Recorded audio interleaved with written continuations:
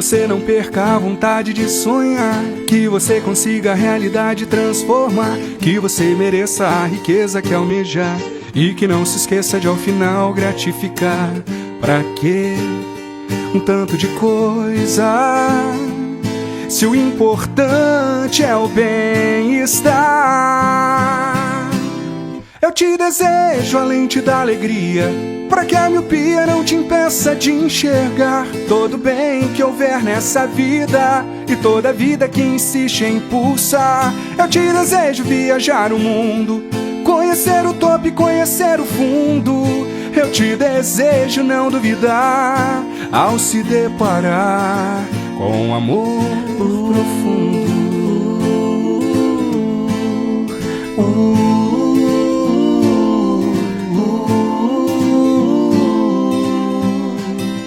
Que você não perca a vontade de sonhar, que você consiga a realidade transformar, que você mereça a riqueza que almejar, e que não se esqueça de ao final gratificar.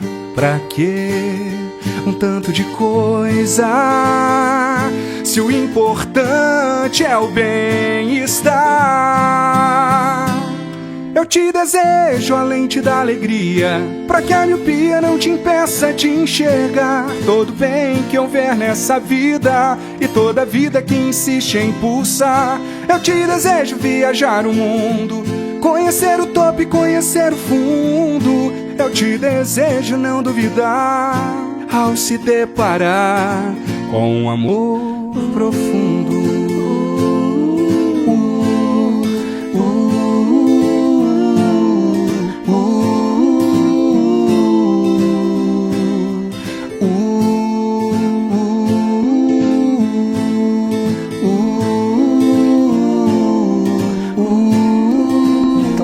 Nesse momento, cerrar os nossos olhos, para que a gente possa sentir esse ambiente de paz, de serenidade, de alegria, de tratamento espiritual.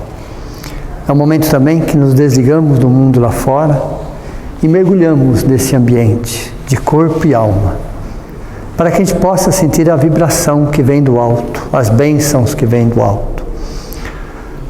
Que possamos também sentir a presença amiga dos nossos entes queridos, do nosso anjo da guarda, dos nossos espíritos protetores, familiares, amigos, a todos aqueles que compartilham conosco, que sentem essa necessidade de buscar a espiritualidade. Por isso que é importante que a gente, nos instantes que estamos aqui, que a gente se desligue do mundo lá fora, daquelas preocupações. Que a gente entenda que nesse momento somos muito mais alma do que corpo, muito mais individualidade do que personalidade. É o momento que todos nós, encarnados e desencarnados, envolvidos pelo amor de Deus, orientados pelo Evangelho de Jesus e direcionados pela doutrina espírita, vamos ampliando os nossos horizontes, dissipando a nossa ignorância, tendo a certeza do porquê e do para que estarmos aqui. E agradecemos a todos aqueles que de alguma forma colaboraram para que pudéssemos estar aqui essa noite. E com o coração repleto de gratidão, agradecemos a tudo e a todos, pela vida, pelo tempo, pelas oportunidades, pelo nosso crescimento como seres humanos. Que assim seja.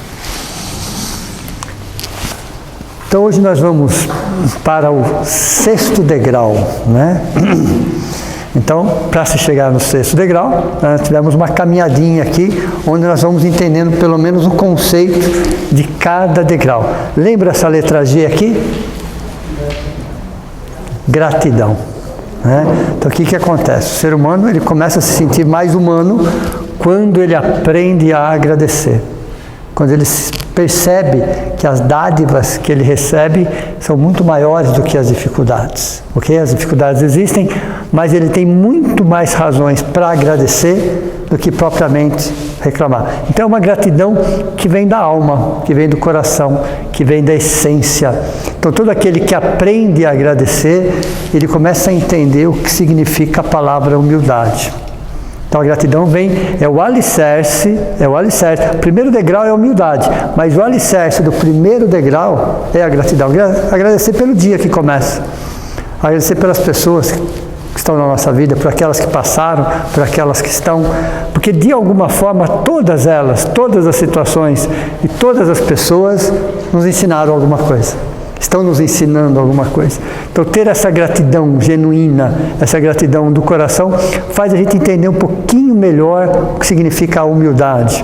Baseado na humildade, que é o primeiro degrau, nós vamos pensar na resignação. E pensando na resignação, refletindo sobre a resignação, vamos entender o que é mansuetude. Então, essas 3 primeiras virtudes são virtudes psicológicas, que eu só dependo de mim. Os fatos acontecem, as pessoas existem, as situações... Porém, nessas 3 aqui, eu só dependo de mim. É a relação do ser humano com ele mesmo. Então, é livre-arbítrio, é escolha, é decisão, é reflexão.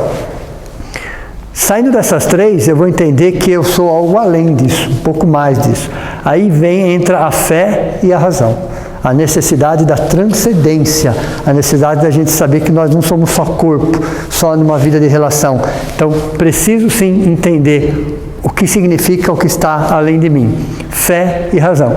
E aí entra a lição mais fácil do século XXI, a mais tranquila, a mais serena. É isso? Que só existe no nosso planeta. Olha como somos privilegiados. Como somos privilegiados. Essa lição número 5 só existe para o nosso planeta. Provas e expiações. Não é? A regeneração, que é uma frequência, que é uma fase de transição, ela já está sendo trabalhada, então já é um processo, e dali para cima não precisa mais. Então é a lição do perdão, o maior desafio do século XXI. É interessante, né? Quando Jesus nos trouxe isso há mais de 2000 anos atrás, ele coloca no 5º degrau, porque ele sabia o que nós precisaríamos antes de entender isso na essência. Qual era a estrutura que a gente precisaria entender? A gratidão, a humildade, a resignação, a mansuetude, a fé e a razão, para entrar no 5º degrau, o perdão. O amor do século XXI. Ele é considerado o amor do século XXI. O amor, perdão, e o auto-perdão, ok? Uma vez entendido, compreendido, pelo menos estar refletindo sobre isso, nós vamos para o 6º degrau. Então já vamos falar do 6º degrau. Já subimos 5 degraus, né? Sempre pensar nos subdegraus, ninguém pula, ok? Você percebe que cada degrau daqui, ele é composto de subdegraus, e cada subdegrau tem seu subdegrau, entenderam ou não? Então são passos curtos, milimétricos, vamos dizer assim, mas cada vez que você sobe é uma conquista. Não importa se você caminhou 1 milímetro, você caminhou 1 milímetro, entenderam ou não? Caminhar 1 milímetro já é um avanço, porque você saiu da inércia. Então, eu avancei muito pouco. Se você avançou na essência, na realidade, você avançou, ok? Então, entender que avançar 1 milímetro já é um avanço, ok? E ninguém que avança 1 milímetro é igual ao que ficou para trás. Já houve uma mudança. Então, quando nós chegamos no 6º degrau, bem-aventurados os limpos de coração, porque eles verão a Deus. Né? Então, a gente tem que traduzir isso. Né? Tem que traduzir isso, porque verão a Deus não é exatamente no sentido físico. Muitas pessoas, nós também, interpretando isso ao pé da letra, achamos que Deus é para ser visto, como se nós fôssemos perceber Deus com os 5 sentidos físicos. Não, ok? Então, ver a Deus é uma outra estrutura, é sentir Deus, mas não é o sentir no caso do físico, é sentir com a alma, é sentir com a essência. Ontem eu estava aqui, eu comentei com eles o seguinte, olha, só para a gente fazer uma ideia, é uma analogia, isso é só uma analogia, ok? Nosso cérebro tridimensional, às vezes precisa de uma analogia para entender algumas coisas, para ficar um pouco mais palpável. Nem que a ideia não seja real, mas pelo menos nós temos uma ideia do que pode ser. Imagine que Deus fosse o Sol, ok? E nós fôssemos uma fagulha, uma centelha desse Sol. Então nós somos feitos à sua imagem e semelhança. Então uma fagulha, uma centelha é a imagem e semelhança do Sol, que é uma energia. Entenderam? É só uma analogia para a gente entender. Então ver a Deus é sentir a Deus com a alma, não é ver com os olhos. Não é ver com os olhos. Então veja, bem-aventurados, limpos do coração, porque eles verão a Deus. E é no 6º degrau que a gente vai entender isso daí. Aí nós vamos começar a perceber, uma analogia também, precisamos de analogia, é como se Deus fosse um oleiro. Vocês sabem o que é isso? Aquelas pessoas que constroem vasos. Vocês já viram isso? Okay? Então, no 6º degrau, nós estamos sendo preparados por Deus. É no 6º degrau. Para receber dentro de um vaso, imagine que nós fôssemos um vaso, que ele vem nos preparando, e o que acontece? Vocês já viram essa cena, a pessoa está modelando o vaso, daqui a pouco desmonta tudo. Vocês já repararam ou não? Viu? O que vira? Um monte de barro, ele joga um pouquinho de água e começa tudo de novo. Não é assim que ele vai fazendo? Ele vai modelando. Então as mãos de Deus, ok? Vai modelando aquele vaso até que ele encontre a firmeza. Mas até lá, quantas vezes ele desmontou? Quantas vezes ele voltou a ser um monte de barro, ele joga um pouquinho de água e começa tudo de novo. Então, subir até aqui, ó, foi desmontar várias vezes. Entenderam ou não? Você estava começando na humildade, desmontou de novo. Aí começa de novo, desmonta de novo. Aí quando você começa a ficar um pouquinho forte na humildade, entra a resignação. Aí você desmonta de novo. E aí é esse suceder de montar e desmontar. Viramos um monte de barro, Deus joga um pouquinho de água e começa tudo de novo. Até ele formando o vaso. Porque esse vaso, ele tem que ter uma resistência muito forte, uma vez acabado. Porque ele vai receber um líquido altamente radioativo. Pensem, num líquido altamente radioativo. Qual terá que ser a resistência, a dureza, a firmeza desse vaso? Que líquido é esse? Que é altamente radioativo. O amor. O amor. Deu para vocês entenderam ou não?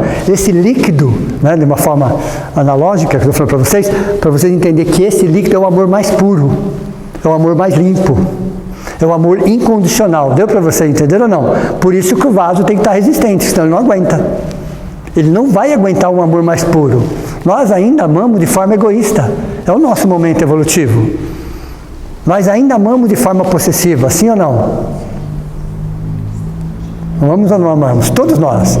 Ainda amamos de forma egoísta, ainda amamos de forma possessiva, ainda amamos de forma condicional. Ainda amamos. Ok? Mas para receber um amor incondicional, um amor mais puro, um amor mais limpo, um amor zero de egoísmo, zero de posse, vocês imaginem como é que tem que ser esse vaso. Que resistência tem que ter esse vaso para receber esse líquido altamente radioativo, né? Chamado amor mais puro. Então é no 6º degrau, depois de ter desmontado centenas de vezes, para ser otimista, ou milhares de vezes, quantas vezes desmontamos até chegarmos aqui. Então é nesse momento que o vaso começa a pegar a sua forma. Não quer dizer que ele não desmonte no 6º degrau, ele vai desmontar sim, sem dúvida, mas com muito menos intensidade, porque ele já adquiriu firmeza, ele já adquiriu resistência.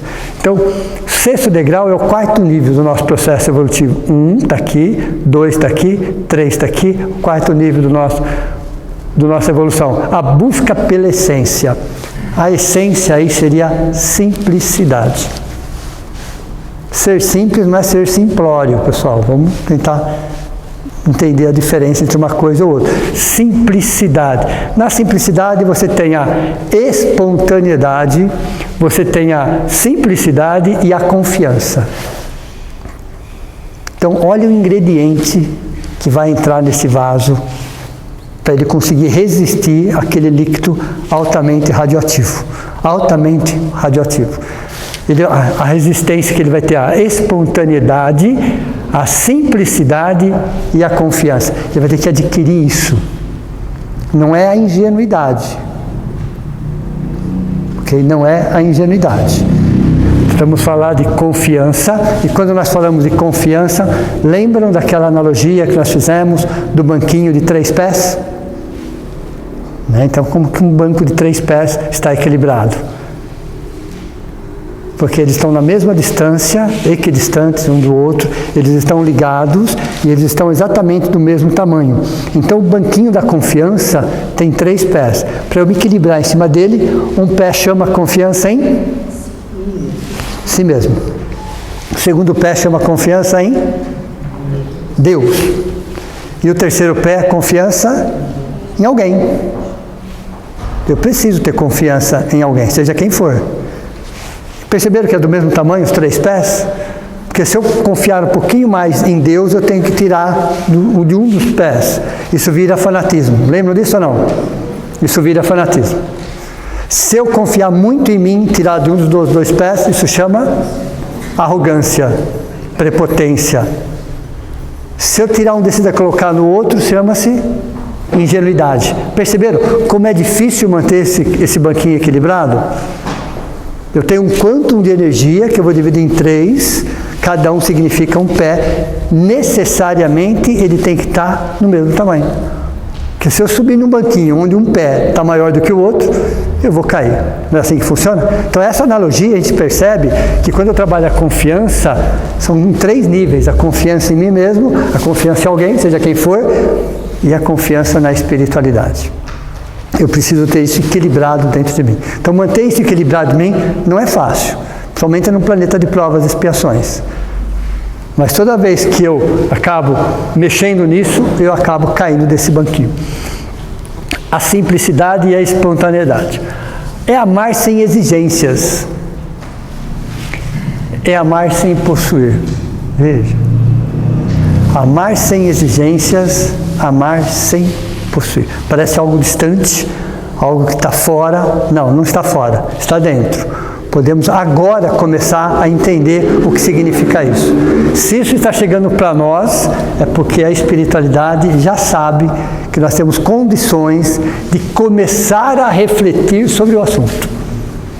Refletir sobre o assunto. Nós aqui, no nosso planeta, nós temos uma linha de pensamento que significa assim: conseguir muito com o mínimo de esforço. Já ouviram falar isso ou não? As pessoas querem conseguir muito com o mínimo de esforço. Isso é quase um padrão no planeta de provas e expiações. As pessoas querem muita facilidade sem se esforçar muito. Quando nós vamos buscar a espiritualidade, é o contrário. Essa regra ao contrário. Por isso que muitos se decepcionam com a espiritualidade. Mas muitos, não são poucos não, são muitos que chegam achando que vai seguir a mesma regra. Vou me esforçar muito pouco, quase nada, e vou achar que eu estarei num lugar melhor. Mas estarei, não é nem um lugar, é uma vibração. Se eu vou com essa linha de pensamento para a espiritualidade, de fazer pouco e conquistar muito, é exatamente o contrário. Lá você tem que fazer muito para conquistar pouco. Mas o pouco que você conquista, que seja 1 milímetro, já é um patrimônio espiritual. Então você tem que passar pelas mesmas lições dezenas de vezes até que ela se forme um patrimônio dentro de você. Um patrimônio dentro de você. Quando se formar um patrimônio, você nem sabe o que você tem. A vida é tão espontânea, tão natural, que você nem sabe o que você tem. É interessante isso. Quando a gente fala em virtudes, nós estamos ainda na teoria das virtudes. Nós estamos buscar entender, refletir, analisar, questionar sobre as virtudes. Chega uma hora que você começa a praticar as virtudes. Chega um momento que elas se tornam inconscientes. E você nem sabe o que você está fazendo. Quem percebe isso são as outras pessoas. Para você é tão natural, é tão simples e é tão fácil fazer aquilo que você não percebe. Que a mão direita não saiba o que a esquerda faz. E quando que a direita não sabe? Quando nem a esquerda sabe o que está fazendo. Deu para você entender ou não? É tão espontâneo que tem uma história muito interessante que explica bem isso para a gente. Existia um filósofo que treinava um grupo de garotos. Por anos a fio, eram seus discípulos. E entre os seus garotos, 2 se destacavam. Eram aqueles que mais estudavam, aqueles que não faltavam, aqueles que se dedicavam. E eles chamaram a atenção do filósofo, do mestre deles. Ao ponto do mestre deles chegarem para eles e falar: olha, se vocês continuarem com essa mesma dedicação, com esse mesmo proveito, com esses mesmos estudos, eu vou levar vocês a conhecer um sábio. Só que para conhecer esse sábio, tem que ter no mínimo 3 meses de antecedência.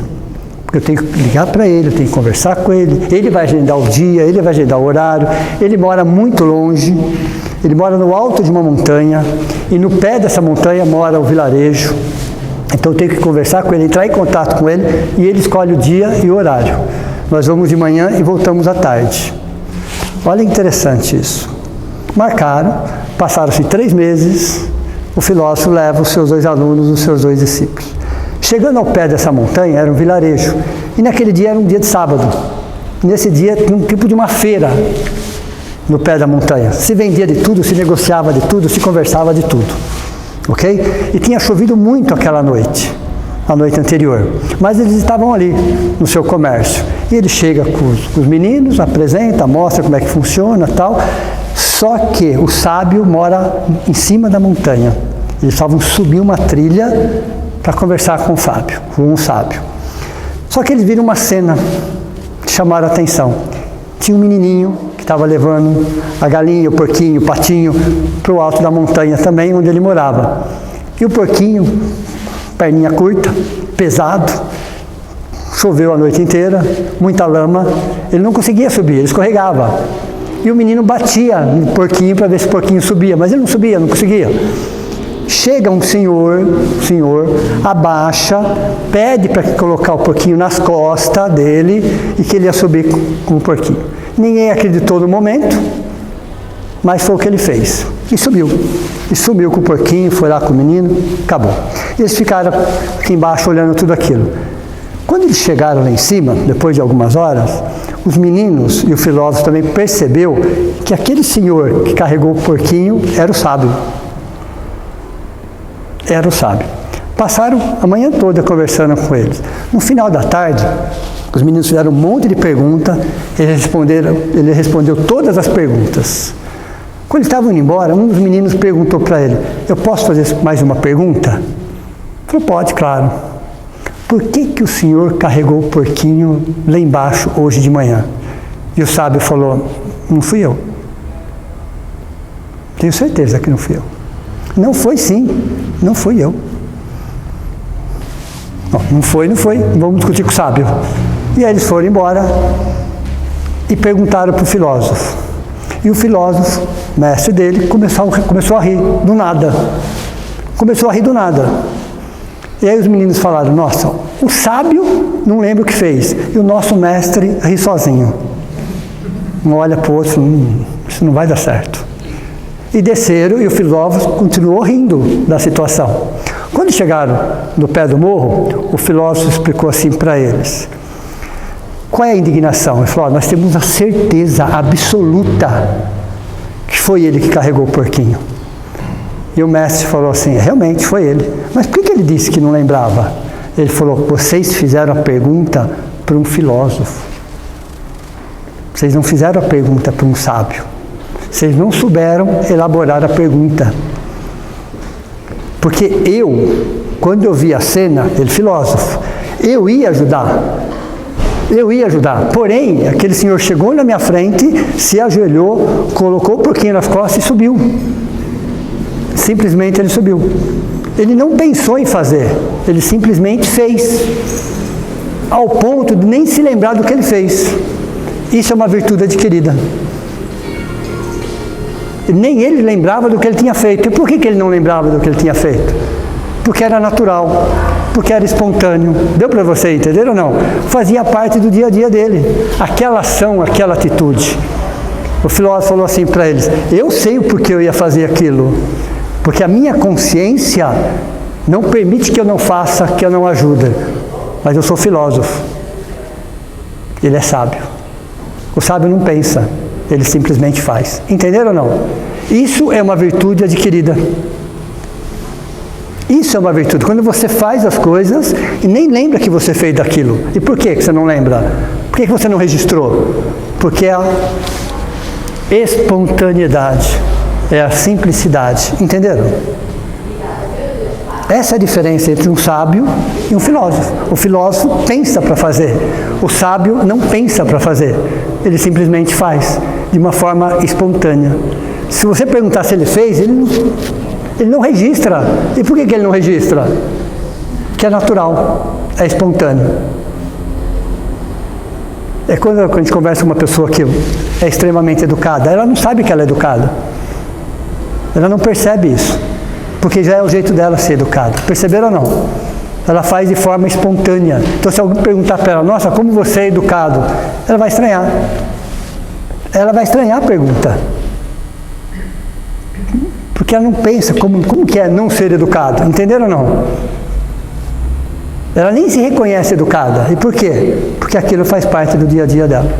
Assim funciona o sábio. Então, no 6º degrau, a gente começa a refletir sobre isso. De atos inconscientes, porém, para o ato se tornar inconsciente, ele foi consciente centenas de vezes. Entenderam ou não?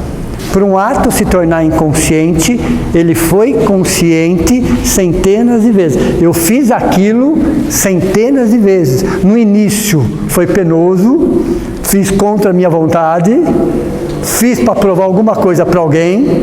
Num segundo momento, não precisava mais dessa motivação. Fui fazendo porque eu achei que era o melhor. E fui fazendo, e fui crescendo. E chega um momento que você faz sem pensar. Entenderam ou não? Então, no 6º degrau, simplicidade, são atitudes que num primeiro momento nós não queríamos fazer, num segundo momento já pensamos em fazer, no terceiro momento já fazemos, mesmo contra gosto.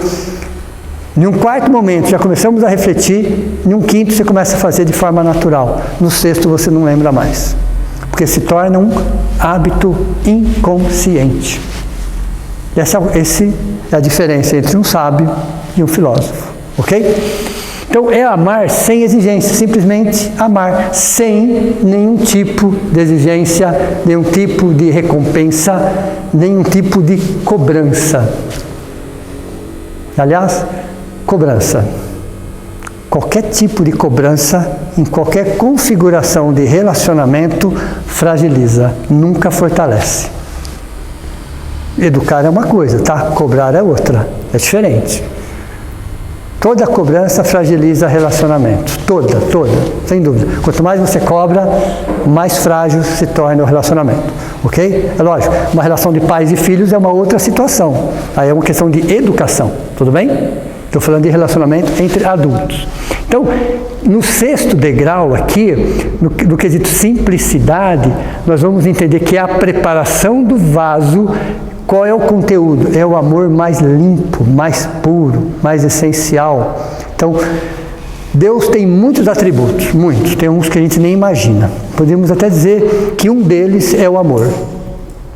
Que um deles é o amor, ok? Então, se nós falarmos para nós, tá? Deus é o amor. Nós também somos exatamente o mesmo sentimento. O mesmo sentimento. Tão puro quanto. Porém, revestido de ilusões próprio de um mundo de provas e expiações. Então, nosso amor é limpo? É. É transparente? É cristalino? É. Porém, ele está revestido por ilusões, por carências afetivas, por mágoas, por ressentimentos. Então, nosso amor, ele é limpo, porém, ele está sujo. É como se nós estivéssemos com o vaso todo sujo. Ele está ali, a água limpinha, limpinha, limpinha dentro. Mas o casco, vamos dizer assim, está sujo. Uma vez que você limpa o casco, a água transparece. Então veja, limpos de coração, bem-aventurados limpos de coração, é o esvaziamento de todo o acúmulo e sentimentos que significam carência afetiva, fragilidade e orgulho. É como se nós pegássemos esse sentimento que todos temos, por isso estamos no planeta de provas e expiações, bem característica do... Tem alguma coisa errada com isso? Não. É o nosso momento evolutivo. Todos os espíritos passaram por isso? Todos. Jesus inclusive, não no planeta Terra. As lições de Jesus não vieram do planeta Terra. Emmanuel tem uma frase muito interessante que fala assim: os planetas e os sistemas pelos quais Jesus passou já não existem mais há milhões de anos. Os planetas e os sistemas pelos quais Jesus passou já não existem mais há milhões de anos. O planeta Terra vai acabar um dia? Vai. Você pode ter certeza que vai. Como tem um planeta nascendo agora, tem um morrendo agora. O planeta Terra está na metade da sua vida útil, segundo a ciência. É um planeta para 9 bilhões de anos, aproximadamente. Estamos com 4,5 bilhões de anos. Mas um dia ele acaba. Mas outros nascem. E Deus jamais parou de criar. Então, nesse momento, está nascendo espíritos, princípios espirituais, está nascendo planetas. Entenderam? Serão os nossos irmãos mais novos. Serão os nossos irmãos mais novos. Pode ser, quem sabe, que quando eles cheguem no planeta de provas e expiações, a gente já seja um Cristo. Por que não? Por que não? Ok? Por que não? Tudo é possível. Agora, num planeta de provas e expiações, e a durabilidade de um planeta de provas, expiações, não é exatamente um planeta, mas é uma fase evolutiva, é uma vibração, porque o planeta Terra pode ser um planeta primitivo, ele está abrigando milhões de princípios espirituais numa fase primitiva, está abrigando espíritos já em regeneração, então não é o planeta físico, é a vibração. Para nós, ele é planeta de provas e expiações. Para uma pequena minoria, é um planeta feliz. Então não tem a ver com o aspecto físico do planeta, tem a ver com a sua faixa vibratória. Alguns estão na fase primitiva, provas, expiações, regeneração e feliz. Então no nosso planeta físico, você tem no mínimo 4 faixas trabalhando simultaneamente. Então provas e expiações tem a ver com uma vibração, mais precisamente com o peso específico do nosso corpo espiritual. Provas e expiações, ok? Então, dentro de provas e expiações, isso é comum. Não é normal? Não, não é normal, é comum, ok? Então, no nosso esvaziamento de todo o acúmulo de coisas e sentimentos que significam carência afetiva, fragilidade e orgulho. Aí alguém pergunta, para que serve um umbral? Uma alfândega, onde nós vamos deixar lá todo o excesso de bagagem. Tudo que não serve para o plano superior, tudo que não serve para o plano espiritual, tem que ficar em algum lugar. Esse lugar chama umbral. O umbral interno é muito pior do que o umbral externo. O umbral externo é um reflexo do umbral interno. O umbral interno é muito pior. Então, se o meu coração está cheio de mágoas, ressentimentos, ódio, desejo de vingança, inconformação, o que acontece? Meu coração está sujo. Então eu preciso limpar o meu coração. É um processo lento e gradativo. Então a faixa provas e expiações, de acordo com a nossa contagem de tempo, são 7.000 anos. 4.000 anos antes de Cristo, 3.000 anos depois de Cristo. Estamos no primeiro século do último milênio. Ok? Alguns já despertaram no primeiro milênio, outros no segundo milênio, outros no terceiro milênio, outros no quarto, outros na época de Jesus, e assim sucessivamente. E nós estamos despertando nesse milênio. Algum problema aí? Não. Mas o que aconteceu de eu não ter despertado antes? Eu não tinha maturidade para isso. E às vezes nem vontade. Nem vontade. Não tinha maturidade, também não tinha vontade. Na época de Jesus, vou contar um segredinho para vocês. Nós estávamos lá, tá? Para quem não sabe, por isso que a figura do Cristo marca tanto para nós e outros países não marcam. Aqueles espíritos tiveram também os seus ensinamentos, porque os mestres deles foram prepostos de Jesus. Lembra de uma camada espiritual chamada diretrizes do planeta? Diretrizes do planeta são espíritos muito evoluídos que reencarnaram, foram prepostos de Jesus para atender às necessidades espirituais. Então não importa a forma, importante é que a essência é a mesma. As lições essenciais são iguais. Mas nós, propriamente dito, nós estávamos na época de Jesus. Nós estávamos ou encarnados ou desencarnados, mas nós estávamos vivendo aquele momento. Por isso que a figura de Jesus marca tão forte dentro de nós. E naquela época, nós éramos categorizados por 3 linhas diferentes. Nós tínhamos aqueles que naquele momento perceberam a mensagem, sentiram a mensagem, que eram chamados cristãos da época. Já naquela época, já entenderam, já perceberam e já sentiram a mensagem. Essa é a primeira categoria de espírito. A segunda categoria eram os contraditores. O que eram os contraditores? Brigavam, xingavam, não queriam aquilo. Em hipótese alguma. Em hipótese alguma. Eram os contraditores. E a terceira categoria eram os indiferentes. Não vou parar minha vida para ver isso daí. Não sou nem a favor, nem contra. Quem nós éramos?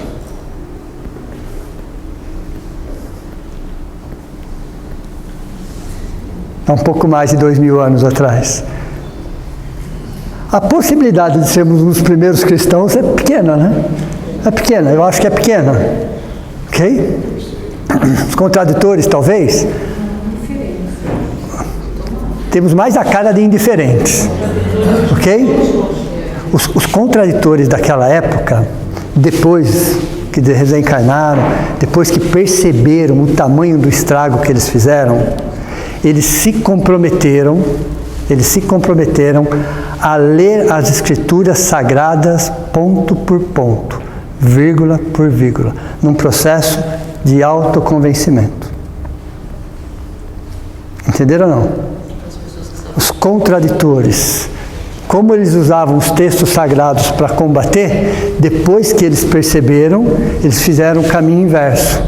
Pegaram os mesmos textos sagrados e agora numa outra interpretação, vírgula por vírgula, letra por letra, palavra por palavra. Então muitas vezes, na maioria das vezes pelo menos, quando a gente percebe as pessoas pregando o evangelho ponto a ponto, vírgula, vírgula, palavra por palavra, eram os contraditores. Eles precisam desse processo de autoassimilação daquilo que eles negaram, a maioria do caso deles. Quando você segue ao pé da letra, literalmente falando, ao pé da letra, você está num processo de autorreconhecimento, de autorreflexão, de autoaprendizado. Então eles vieram com esse compromisso de se estudar ao pé, sem mudar nada, né? Sem mudar nenhum texto, sem mudar nada, absolutamente nada. Nada. Esses eram os contraditores da época. E os indiferentes. A gente até via Jesus passando, tá? Mas eu não ia parar porque eu estou fazendo para ver qualquer coisa nesse sentido. Então a maioria... Oi? No bateram de Jesus, tá bom. Então eu não queria lembrar desse fato. Falei, eu não vou falar isso. Ela me fez lembrar. Sou obrigado a falar, né? Há uns 10 anos atrás, um pouco mais talvez, vocês vão lembrar, que houve um filme, estava no cinema, do Mel Gibson, que ele falava de Jesus. A história de Jesus, o filme de Jesus. Pesadíssimo, literalmente falando. Ele exagerou no sofrimento assim, que a coisa ficou... Bom, só não levantei várias vezes do filme, né? Porque eu estava acompanhado e ia ficar chato, mas eu queria sair daquilo ali. Para piorar a situação, ficou bem pior a situação ainda, no finalzinho, o soldado que deu uma martelada no joelho de Jesus chamava Cássio. Era o que eu precisava para o filme, pessoal. Imagina, se eu odiando um filme de ponta a ponta e termina o filme com essa informação. É verdade, eu não estou brincando. Falei, pelo menos eu não joguei pedra na cruz. Não sei se isso melhorou alguma coisa. Pedra na cruz eu não joguei, fiz bem pior. Não é? Chamava Cássio, falei, meu Deus, só faltava essa. Não é? Aí quem estava do lado falou, lá, você. Ainda? Tudo bem? Então, na época de Jesus, eu não ia conseguir. Eu estava tentando esquecer essa história, você me lembrou, ok? Então, chamava Cássio o soldado ainda, mais essa ainda. Então, nesse processo nosso aqui, a gente vai perceber que o pior lixo que nós carregamos é aquele que não aparece. Esse é o pior lixo que nós carregamos. As mágoas, o ressentimento, ódio, o desejo de vingança. Ele não aparece literalmente falando, mas ele nos corrói por dentro. Ele destrói a nossa forma de ver a vida e as pessoas. Vocês imaginam que nós temos uma sequência de espelhos chamados centros de força ou chakra. São milhares deles, mas são os 7 principais, ok?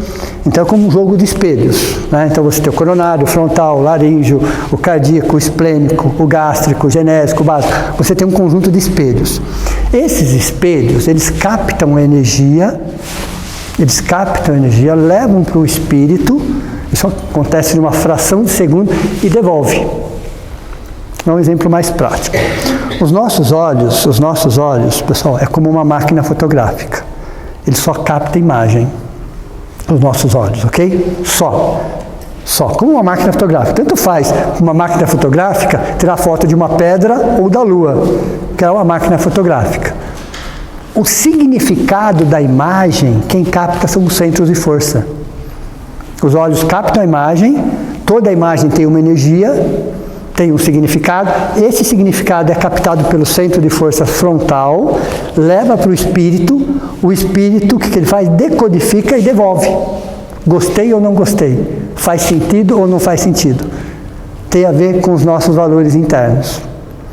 Então, quando eu olho uma imagem, uma cena, uma situação, qualquer coisa, que eu julgo aquela situação, que eu avalio aquela situação, aquilo tem a ver com meus valores internos. Entenderam ou não? Por isso que todo julgamento que nós fazemos, ele é equivocado. Porque qual é a base de informação que eu vou buscar para julgar uma situação ou uma pessoa? Mágoa, ressentimento, ódio, desejo de vingança, carência afetiva. Eu vou buscar nessa base a informação que eu preciso para julgar aquela situação. Significa o quê? Que todo julgamento ele é equivocado. Porque ele é uma interpretação daquele fato segundo os meus valores. Entenderam ou não? Isso acontece numa fração de segundo. Então, se eu carrego todo esse lixo dentro de mim, qualquer situação eu distorço. Esse jogo de espelho, chamado de chakras, quando os nossos sentimentos estão distorcidos, eles distorcem também. Então, a imagem chega certa, é captada de forma distorcida. E aí eu interpreto tudo de forma distorcida. Entenderam ou não?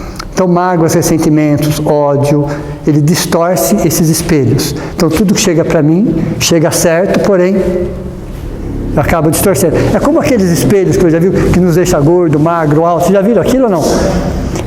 Se você não tiver a certeza que você está de frente com o espelho daquele, em todo lugar reflete aquilo, você passa a acreditar naquela imagem. Deu para você entender ou não? Se qualquer lugar que você olha, você quer ver aquela imagem, você é aquela imagem. Isso chama-se distorção cognitiva. Distorção cognitiva. Você enxerga de acordo com o que você sente. É uma interpretação de você. Então veja, limpos do coração é você buscar isso, entender as razões disso e ressignificar isso. Por exemplo, temos uma mágoa.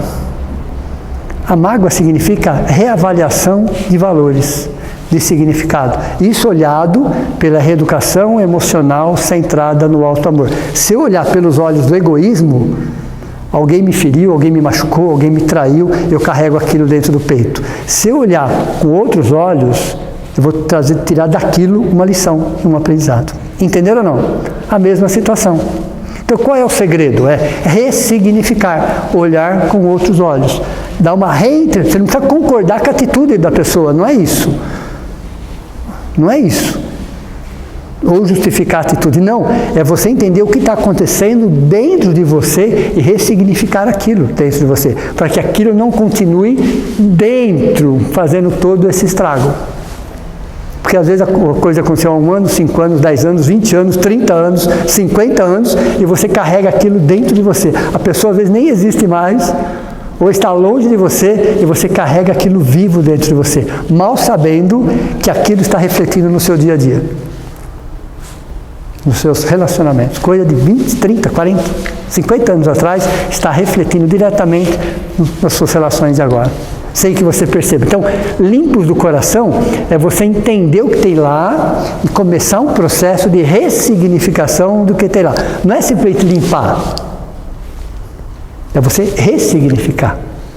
É entender com outros olhos. Ó. E esse lixo aqui, ó, esse que todos nós carregamos, que é a característica do nosso planeta, pode ser reciclado, pode ser reutilizado para o nosso próprio bem, para o nosso próprio benefício. Essa é a lição. Então, quando nós olhamos um anjo, um arcanjo, um espírito mais evoluído, vocês podem ter certeza que eles passaram pelo mesmo processo. No mesmo período de tempo? Talvez sim, talvez não. Porque entra a questão do livre-arbítrio. Quando que acaba um sofrimento dentro de nós? Ele tem dia e hora para acabar. Qualquer sofrimento dentro de nós, ele tem dia e hora para acabar. Quando que vai ser esse dia? Quando que vai ser essa hora? Quando a gente cansar. Quando você aprender a lição. Aí chega mais, pode até olhar para o relógio e olhar no calendário. Acabou agora, nesse dia. Então ele tem dia e hora para acabar. Quando a gente cansa dele. E a gente vai cansar um dia? Sim ou não? Vai. Por que nós vamos cansar o dia? Porque nós somos a imagem e semelhança de Deus. Nós somos a nossa essência amor. Então esse estado está, não é. Entenderam ou não? O estado de mágoa, de ressentimento, de ódio, está. Ele não é. Ele não existe na realidade. Na realidade ele não existe, ele é transitório. Tanto que se você parar de alimentar, o que vai acontecer? Ele acaba. Perceberam ou não? Enquanto você estiver alimentando, ele está lá dentro de você. A partir do momento que você parar de alimentar, ele vai acabando. Então ele não tem existência própria, perceberam ou não? Ele precisa de um alimento. Esse alimento vem dos nossos sentimentos e pensamentos e algo a mais. Já ouviram falar de formas, pensamentos? O que é forma, pensamento? Eu sinto e eu penso. Eu projeto um pensamento. Esse pensamento ganha vida, literalmente falando, porque nós estamos envolvidos por um fluido vital, e aquilo passa a viver literalmente em torno de nós. Olha, interessante isso, porque o planeta Terra gera vida. Então se eu sinto, eu penso, eu crio uma forma pensamento. Forma pensamento é aquilo que eu alimento todos os dias, todas as semanas, todos os meses, todos os anos. Chega uma hora que ele cria vida, parece uma entidade. Ela é fictícia, ela não existe na realidade. A partir do momento que eu paro de pensar, o que vai acontecendo? Ele vai desvitalizando. Entenderam? É assim que funciona. Então, naquele meu desafeto, se eu conseguir deixar de pensar nele um dia que seja, o que vai acontecer? Ele já está mais fraco dentro de mim. 2 dias, 3 dias, 4 dias. Veja, às vezes eu preciso de ajuda externa, do psicólogo, do psicoterapeuta, do psiquiatra, não importa. Talvez, às vezes, na maioria das vezes, eu preciso de uma ajuda externa, até aí sem problema nenhum. Mas a partir do momento que eu decido que eu não quero mais aquilo dentro de mim, aquilo vai perdendo a força dentro de mim. E o que é real dentro de mim? É o amor. Então o 6º degrau fala exatamente disso, da gente olhar para tudo isso daqui e começar a ressignificar, a rever, a refletir. O que foi, já foi, o que passou, já passou. Deixa as pessoas do passado no passado.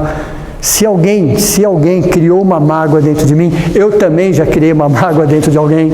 Eu tenho que começar a entender todo esse processo, e é o perdão que vai me ajudar nesse processo aqui. Por isso que o perdão vem antes. Então a simplicidade, ela vem depois do perdão. Somente com o perdão que eu vou conseguir esvaziar esse acúmulo de coisa dentro de mim. Não é esquecer, pessoal.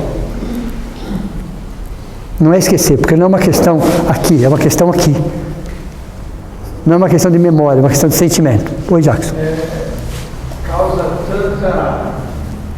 É importante que a gente não esqueça que aquilo causou tanto mal E é importante que fique dentro, mas ressignifique. Ressignifica como lição. Se você lembrar de novo que fez tanto mal, você não quer mais nem saber daquilo. Não, já passei por isso. A lição aprendida. Não quero mais. Lição aprendida. Veja, olha que interessante, né? Como a gente tem que ressignificar as coisas. No planeta Terra, no nosso momento evolutivo, na nossa realidade, é muito comum, até normal, falar assim, certo e errado. Não é assim? É muito comum as pessoas falar certo ou errado. Mas certo e errado são valores relativos, não são absolutos.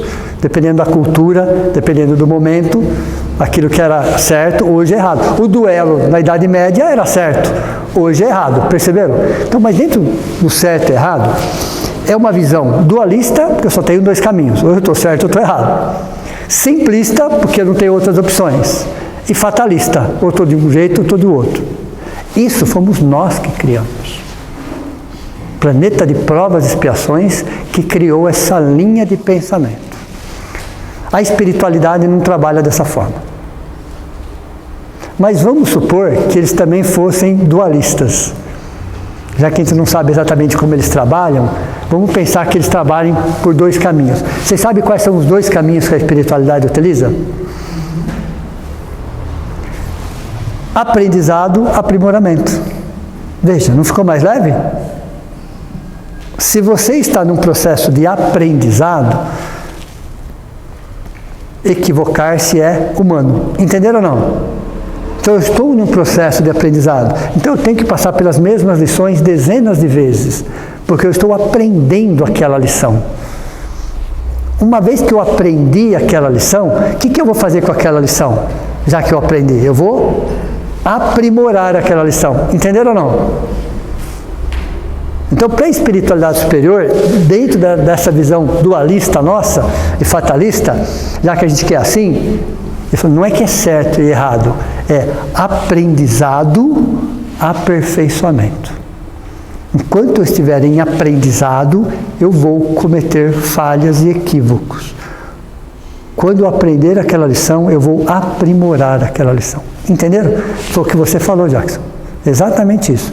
Passamos por situações que nós não queremos mais, porque o aprendizado foi realizado. Mas a situação vem para a gente. E você tem uma outra decisão em cima dela, graças àquela experiência. Então eu olho aquilo como aprendizado. Isso não me gera culpa. Entenderam ou não? Que se eu pensar que aquilo foi errado, vai me gerar uma culpa. E a culpa é um subproduto do orgulho. Se eu entender que aquilo é um aprendizado, é o meu processo evolutivo. É o meu processo evolutivo. E a espiritualidade vai um pouquinho mais além. Uma vez conversando com eles, disseram, eu não entendi direito, depois eles explicaram melhor. Eles disseram que nós, eles também, mas nós, né, estava falando comigo, vocês nunca tomaram uma decisão errada na vida de vocês. Eu falei, ixi, como é que eu vou entender isso que ele disse? Ele falou, naquele momento, sobre aquelas circunstâncias, vocês tomaram a decisão que vocês achavam que era certa. Hoje, nas mesmas circunstâncias, talvez vocês tomem uma outra decisão graças àquela experiência. Entenderam ou não? Olha interessante essa resposta. Porque se eu tenho dois caminhos, que eu sei que o da direita é o melhor, para que caminho que eu vou ir? E por que eu escolheria a esquerda? Porque eu não sei qual dos dois caminhos é melhor. Então, às vezes eu pego da esquerda, aí eu percebo que o da esquerda não foi o melhor, mas eu só sei porque eu fui nele. Na próxima vez, caminhos parecidos, eu já sei que aquele não é o melhor, eu vou no outro. Então, veja, eu cometi um erro? Não. Porque naquele momento, sobre aquelas circunstâncias, foi o caminho que eu achei que era melhor. Interessante no degrau que você coloca, você desce da simplicidade nessas circunstâncias que você citou, você vem aqui na resignação. Exato. Aí você fica no solo e se colocando nas situações, então fica um pouco mais tranquilo. Sem dúvida, porque cada vez que eu subo um degrau, eu desço os outros. Deu para você? Para eu entender a simplicidade, eu vou ter que voltar no perdão, vou ter que voltar no ferro, eu tenho que voltar a pegar o primeiro, subir de novo. Então essa escada a gente vai subir e descer várias vezes. Cada vez que eu tiver num degrau novo, eu tenho que descer os outros, olhar para cada um deles de novo e voltar para entender. Então esse vai e vem, várias vezes eu faço. toda vez que eu estiver num degrau, eu preciso necessariamente descer os outros. Até se tornar uma rã. Aí sim. Aí sim. Vai demorar um pouquinho. Vai demorar um pouquinho. E olha interessante, simplicidade no falar, no agir e no ser. Simplicidade no falar, no agir e no ser. Mas isso é uma conquista. Pode falar. Aí entra aquilo que você falou lá mesmo. Você vai subir e descer tantas vezes que de repente você nem vai precisar mais. Exato. Olhar, você já está Exato. Exato. Por que eu tenho que subir e descer? Porque eu ainda não... Opa, isso aqui escapou. Isso aqui escapou. Aí você tem que subir. Chega uma hora que você fala, não preciso mais subir. Não preciso descer, desculpa. Não preciso mais descer. Agora é só subir. Mas toda vez que eu subir, eu tenho que descer pelo menos o de baixo.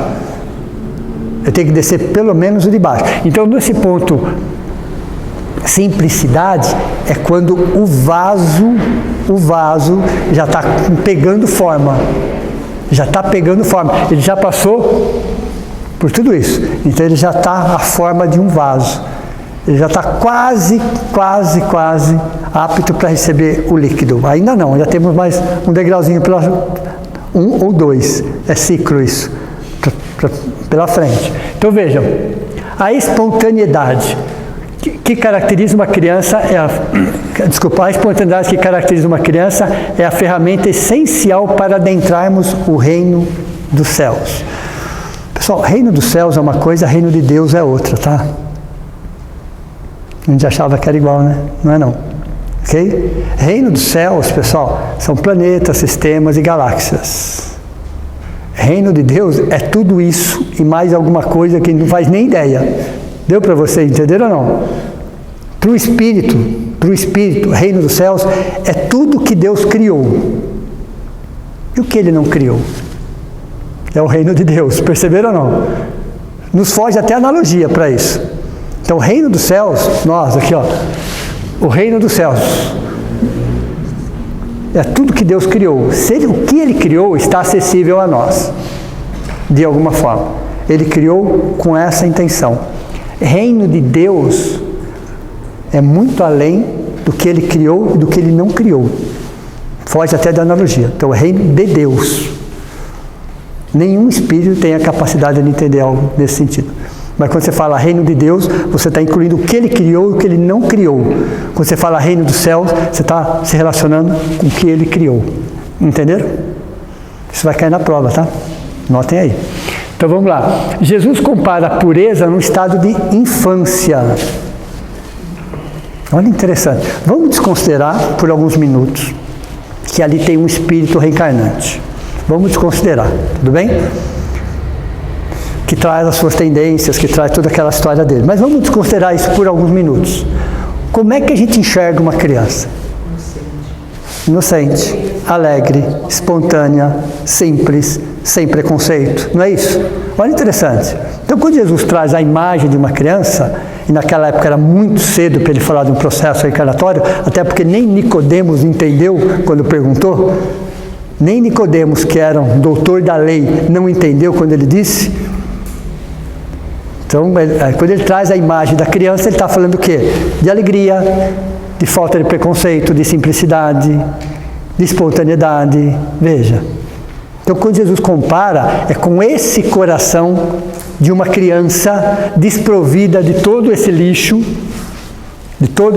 que nós carregamos, é que nós vamos ter acesso ao reino dos céus.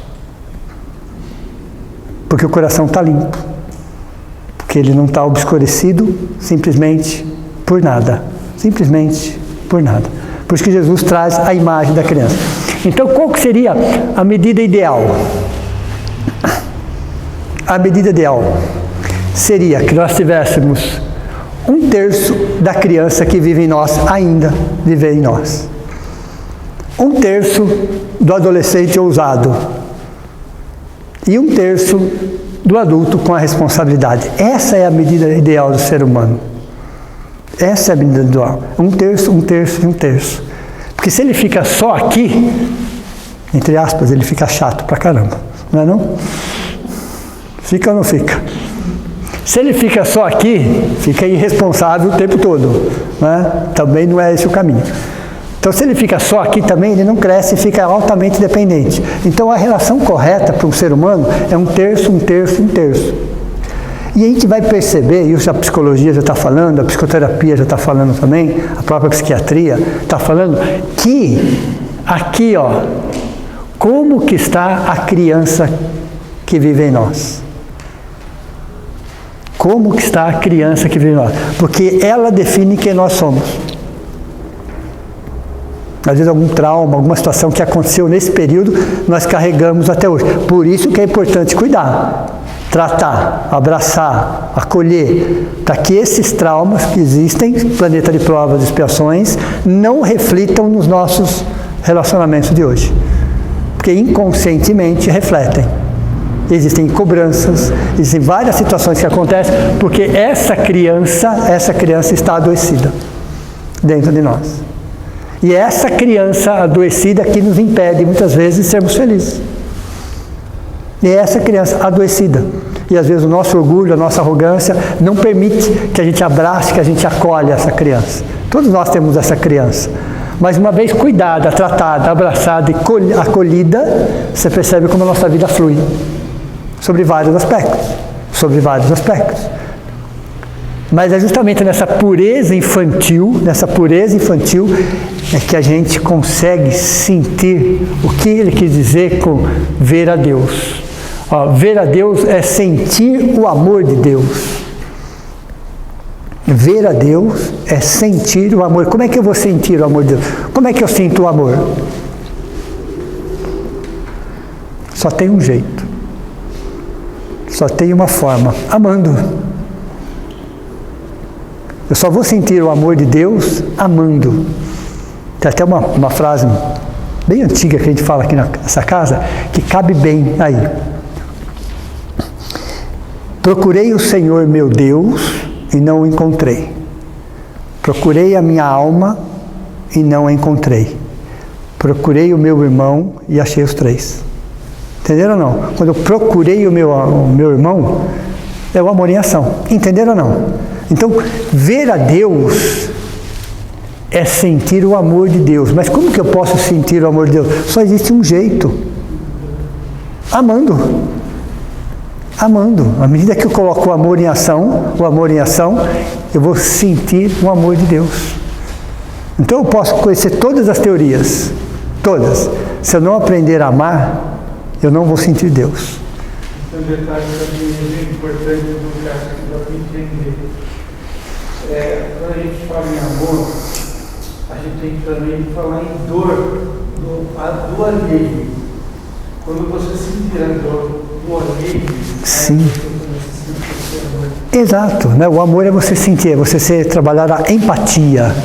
Ok? É lógico que a gente não consegue sentir o amor dos outros com a mesma intensidade, claro, evidente, né? Cada um numa realidade, mas quando você se torna uma pessoa empática, quando você se torna uma pessoa útil, quando você abraça, quando você acolhe, quando você minimiza o sofrimento das pessoas de algum jeito, você sente o amor de Deus. Você sente, dentro do seu momento, dentro da sua capacidade. É claro, à medida que a gente vai evoluindo, isso vai ampliando dentro de nós. Vai ampliando. E toda prática começa por uma teoria. Toda prática necessariamente precisa de uma teoria. O que nós estamos fazendo aqui hoje? Na teoria. Nós já estamos amadurecidos o suficiente para ter a teoria. Mas eu estou tão longe dessa prática, a teoria está chegando para você de uma forma diferente. Não que você não conhecesse. Isso aqui não é exatamente novidade para nós, mas só agora o nosso espírito está amadurecido para pegar essa teoria, introjetar essa teoria, sem querer barganhar com Deus, que até então nós só barganhávamos com Deus, a todo momento, a todo instante, era uma questão de barganha, literalmente falando, os nossos interesses eram pequenos, e agora não, Eu não quero mais barganhar com Deus. Eu não quero mais negociar com Deus. Tem a ver com os meus sentimentos. Eu faço por mim. Deu para você entender ou não? Então, quando eu pratico a caridade, se a gente parar para analisar, para refletir, eu estou fazendo muito mais por mim do que para outra pessoa. E quem é o maior beneficiado quando se pratica a caridade? Somos nós. Lembra da 70-30? Do alimento espiritual 70-30? Então Deus, quando nos criou, já estava pensando aqui já estava pensando aqui. Vai demorar um pouquinho, mas eles vão chegar aí. Eles vão chegar aí, daqui para cima, claro, porque a setinha continua, ok? Mas eles vão chegar aí, vai levar milhões de anos, não tem problema. Deus não tem pressa, temos uma eternidade inteira pela frente, ok? Porém, se eu posso começar a fazer isso hoje, por que não? Aliás, a felicidade, ela está inquieta frente à demora do sofredor em conquistá-la.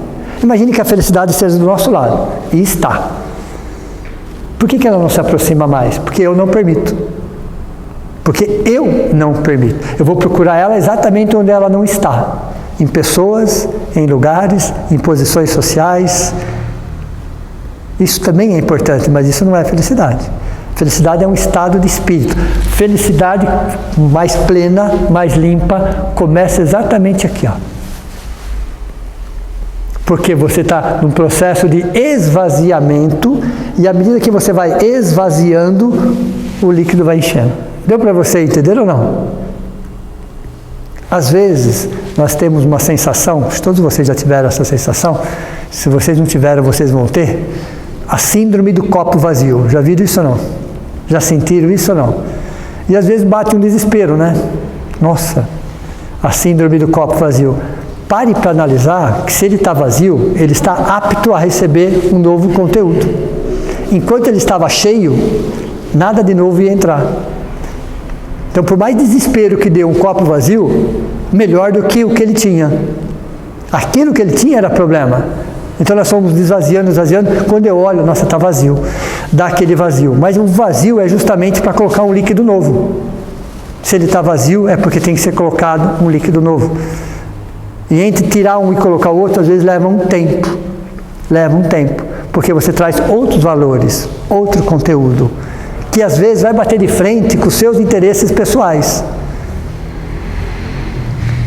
No livro Os Mensageiros, o primeiro é Nosso Lar, o segundo são Os Mensageiros. André Luiz caiu em depressão, para quem não sabe, para quem já não leu o livro, né? Ele cai em depressão, ficou um ano em Nosso Lar, foi acolhido, foi amado, fez muitos amigos, e cai em depressão. Como é que alguém pode cair em depressão numa colônia espiritual? Olha que interessante. E aí o seu orientador fala, o que você está chamando de depressão é a síndrome do copo vazio. Você estava tão acostumado àquela forma de existência anterior ao Nosso Lar, que você ficou em Nosso Lar, você foi acolhido, amparado e tratado. Uma vez tratado, vamos trabalhar. Só que ele não tinha nome, tanto que André Luiz nem é o nome dele, não é o nome dele. Ele não tinha mais profissão, ele morava de favor em Nosso Lar. Verdade, eu não estou brincando, ok? Ele não tinha absolutamente nada, nada. Ele perdeu todas as suas referências. Bateu uma tristeza, ele falou, quem sou eu? Todos nós perdemos essas referências. Quando essas referências estão muito mais atreladas ao orgulho, à vaidade, essas coisas, sim. Sim, ok? Quando não estão, elas não mudam nada para o espírito. Elas não mudam, porque ele não estava atrelado ao rótulo. Mas quando você está atrelado ao rótulo, você perde todas as referências. No caso desse espírito que nós chamamos de André Luiz, ele estava atrelado aos rótulos dele. Então ele percebe que a ex-esposa já estava casada com outro, que os filhos nem lembravam, que ele não tinha mais título nenhum, morava de favor. Não era mais médico, estava limpando. Não era mais nada. Então ele sofreu da síndrome de copo vazio. Aí o orientador fala, é agora que começa a preencher o seu copo. Primeiro que você tem uma pessoa lá em Nosso Lar, Elisa, uma namoradinha que ele teve de adolescente, no livro Nosso Lar conta isso daí, né, que acabou uma situação de adolescente, ela estava lá doente, ela ia começar a ser a família dele. Era a irmã que ele tinha lá, ele tinha que cuidar dela. A família dele ia começar exatamente por ela. Perceberam? Então essa síndrome do copo vazio, não enxerguem como algo negativo. Não, enxerguem como uma mudança de fase. a possibilidade de se colocar um líquido novo. O líquido novo começa exatamente nesse processo aqui, ó. O vaso sendo quase que preparado para receber o amor mais puro. Mas por dentro, lógico, dentro do nosso momento evolutivo, claro, dentro daquilo que a gente consegue entender. Então, nesse momento, a gente começa a fazer por fazer. E tendo a certeza que nós somos os maiores beneficiados. Já não temos que provar nada para ninguém, já não somos preocupados com um monte de situações, fazemos o nosso melhor sempre. Sempre, sempre, sempre. Não estamos preocupados com aplausos ou reconhecimento. Porque você percebe que é a sua consciência. É a sua consciência. O que vale é a sua consciência. E a questão exatamente 621 do Livro dos Espíritos. Aí eu pego a 625 que fala sobre Jesus, fala, esse é o guia, esse é o modelo como ser humano. Como ser humano. De um ser humano, entre aspas, comum para a época. Ele não se vestia de forma diferente, ele não falava de forma diferente, ele não fazia nada de diferente, mas ele era o melhor ser humano que existia. Então essa é a proposta. Então na simplicidade aqui, ó, a gente vai perceber que somos nós já preparados, sofrendo da síndrome do copo vazio.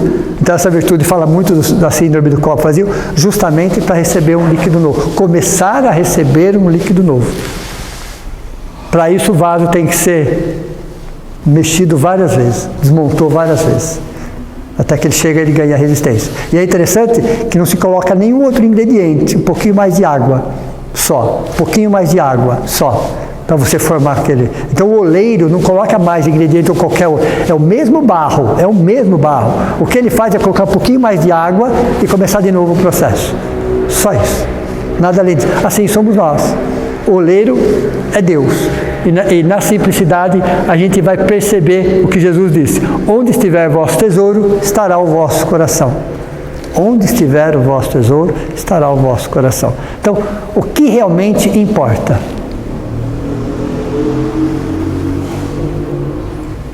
O que realmente faz sentido? Olha, interessante. É lógico, nós somos matéria, temos um corpo material, temos as necessidades materiais. Tudo bem, isso não tem problema nisso. Mas onde estão os nossos valores?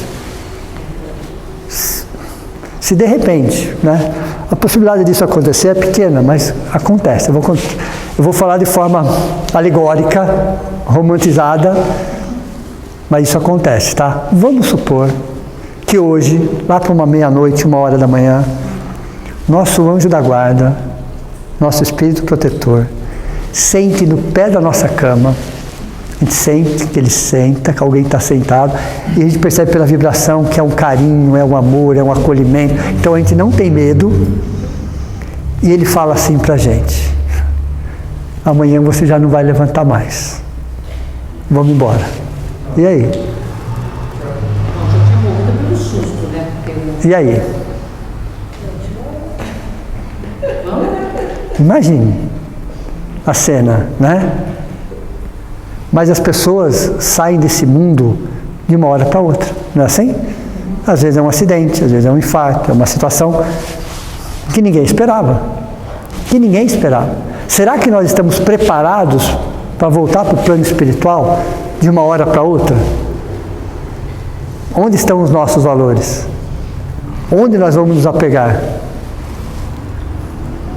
Aí quando chegar do lado de lá e alguém perguntar, né? Quem é você? Quem é você? Veja. Então a gente tem que começar a pensar nisso. Sem dúvida nenhuma. Eu posso viver a vida material, claro, sem dúvida, com conforto, sem dúvida, não é esse o problema. Mas se os meus valores forem só esses, se a minha vida inteira é focada só nisso, se prepare para a decepção. Se prepare para a grande decepção, porque nós somos espíritos, nós não somos corpos. Então, onde estão os nossos valores? Onde estiver o vosso tesouro, aí está o seu coração. Então, se os meus valores são só materiais, se preparem para a decepção. Se os valores forem outros, ótimo, ok? E olha, quem encontrou seu lugar no mundo, respeita invariavelmente o lugar dos outros. Para encontrar o nosso lugar no mundo, é necessário humildade. É interessante ter colocado a humildade no primeiro degrau, porque todos os degraus dependem do primeiro. Todos os degraus olham para o primeiro. É como se fosse o alicerce. Toda hora você tem que voltar para o primeiro. Toda hora você tem que voltar para o primeiro. Sem o primeiro você não vai a lugar nenhum. Então, simplicidade está atrelada à humildade. Ok? Entenderam? Vamos cuidar dessa criança que está dentro de nós aqui. Entender por que ela não é mais feliz. O que está bloqueando ela. Se precisar de ajuda, por que não? Vamos buscar ajuda. Porque a nossa qualidade de vida depende exatamente dessa criança que está dentro de nós. Ok? Uma boa noite a todos vocês. Meu muito obrigado. Ok? Eu vou fazer a prece de encerramento. Então vamos, nesse momento, agradecer pelo passe espiritual que recebemos, pelo acolhimento, pelo abraço, pela alegria de estarmos reunidos em nome de Jesus, buscando através do seu Evangelho ampliar um pouco mais a nossa visão, a nossa sensação, os nossos sentidos, entendendo a razão de estarmos aqui, buscando olhar cada experiência, cada pessoa, cada situação como um aprendizado, como uma lição valiosa para o nosso crescimento espiritual. Que possamos conquistar a felicidade que está dentro de nós, de forma simples, de forma espontânea, confiando sempre em Deus, na espiritualidade superior, na nossa capacidade de enfrentar desafios, de superar obstáculos. Deus confia em nós. Tudo que chega para nós, de alguma forma, é compatível com a nossa capacidade hoje de assimilação e de enfrentamento. Que possamos ter a certeza sempre que em momento algum estamos desamparados. Que em torno de nós temos, além do nosso anjo da guarda, temos espíritos protetores, familiares, amigos, companheiros, anjos, arcanjos e uma legião de espíritos superiores que nos envolvem, que nos fortalecem, que nos dão a certeza que não estamos aqui por acaso e que cada um de nós tem todas as possibilidades de criar a sua própria felicidade, do seu jeito, da sua forma, e buscar Deus pelo seu próprio caminho, porque Deus é amor. O amor está em nós, o amor está em todos os lugares. Eu só preciso abrir a conexão de tudo que já existe, de tudo que Deus criou e fez para o meu crescimento. Que assim seja. Uma boa noite a todos vocês. Meu muito obrigado. Até a próxima.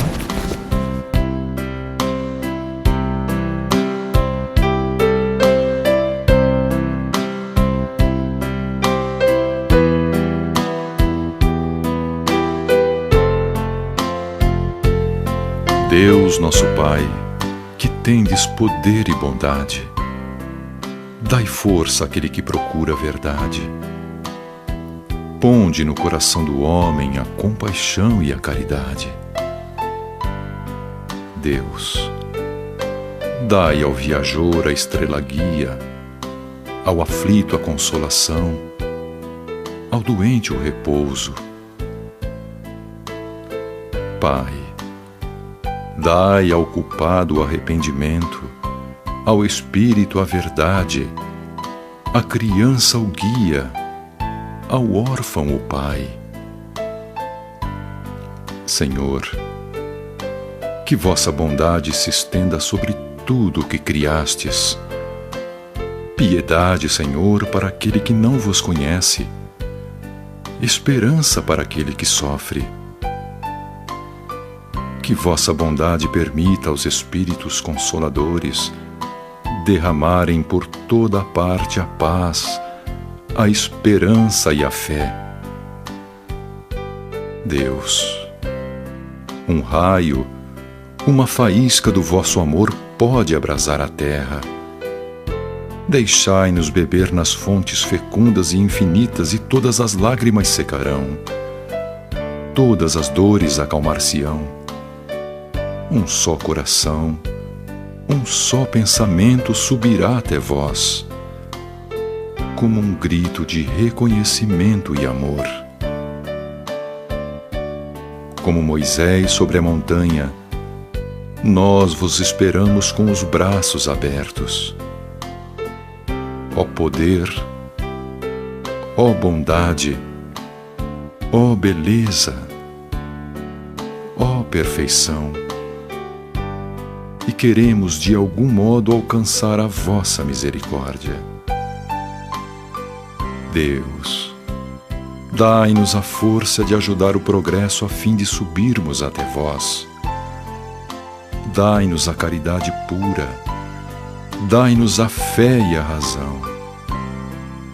Dai-nos a simplicidade que fará das nossas almas o espelho onde se refletirá a vossa imagem.